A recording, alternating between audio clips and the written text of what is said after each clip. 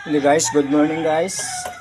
Ako lang share ni guys ng among pamagi sa among pag-tiles karon guys. Kani siya guys kay porcelain man ni siya, masilan kayo ni nga tiles guys. Kay kung dili nimo ni siya mainsakto sa pagka-sitting, dili insakto sa iyang mga kuan iyang kaning kaning adhesive, mungukang man ni siya guys.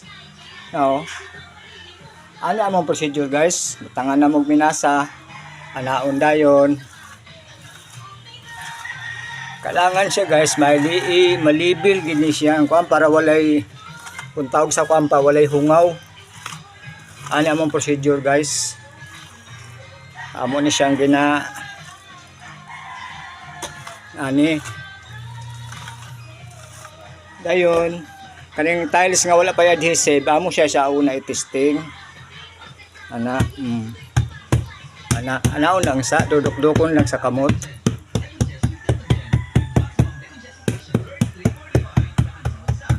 Makita man nimo guys kung naa ba ang kulang. Ano atang-tangon dayog balik. Ano. Oh, makita nimo gahapa ang yang tapalanan. Apay mga busot-buslot to kani. Kailangan tapala na siya. Kay kun imo na tong idiretso og taod diretso ang tiles, hungaw man to, no. Tapala na siya. Ana. Kailangan gina siya guys nga pantay gina siya.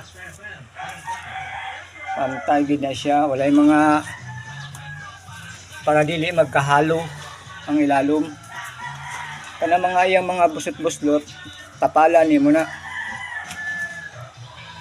Lain magud ning porcelain guys. Kay dili nimo sakto ni sa kasiting. Delikado, mangukang daghan lagi ko na enkwentro ani nga klase nga porcelain guys ani. Dayon ang kaning tiles dayon butangan og adhesive. Tangag adhesive ning tiles sa likod sa tiles. Tangag adhesive. Tangag adhesive dayon. Dayon kani siya inani sa pud ni siya makahatag para dili mahalo, dili mo ba walay hangin. No.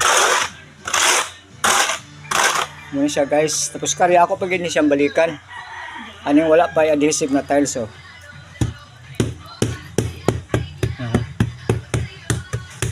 Karon nga mo tanaw na ako nga medyo pantay na gyud. Aha pa dayon ako itaod ning kuan.